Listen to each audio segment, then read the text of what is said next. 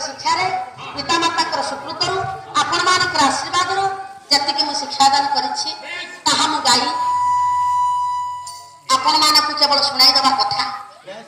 मनीष मात्र के तो भूल रही था